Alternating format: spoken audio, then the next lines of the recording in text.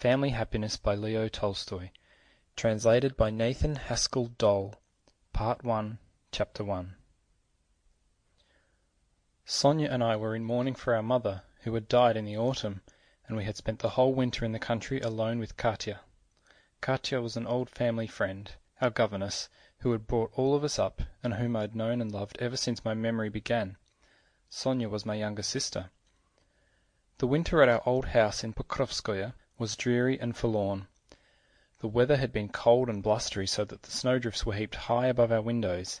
The panes were almost constantly covered with frost, so that nothing could be seen out of them.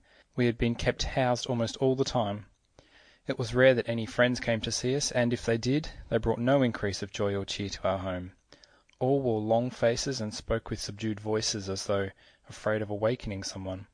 All refrained from laughing, but they sighed and often shed tears and looked solemnly at me, and especially at little Sonia, in her black frock.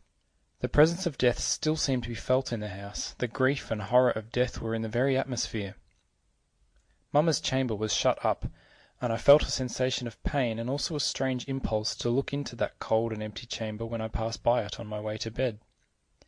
At that time I was 17, and Mamma, the very year that she died, was intending to move to the city for the sake of bringing me out.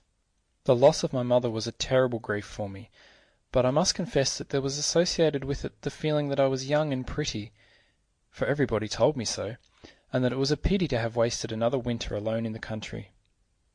Before the end of winter this painful sense of loneliness and tedium increased to such a degree that I refused to leave my room. I kept the piano shut and never took up a book. When Katya advised me to do this thing or that, I replied, "I don't wish to, I can't." And the question arose in my soul, why? Why do anything when the best days of my life are thus going to waste? Why? And to this question there was no other answer than tears. They told me that I was growing thin and losing my beauty, but even that made no difference to me. Why? Who was to see? It seemed to me that my whole life was destined to be spent in this dull solitude and helpless gloom, from which I had no power or even desire to make my escape. Toward the end of the winter, Katya began to worry about me, and resolved when the opportunity offered to take me abroad.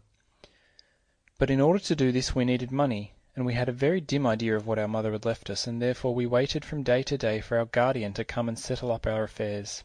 In March he came. "Now, thank the Lord," said Katya to me, one day, as I was wandering about from room to room like a shadow, idle, listless, aimless. "Sergyei Mikhailitch has come. He sends to inquire after us, and will be here to dinner. Come now, show a little energy, my dear Masha," she added. "Otherwise, what will he think of you? He's so fond." Sample complete. Ready to continue?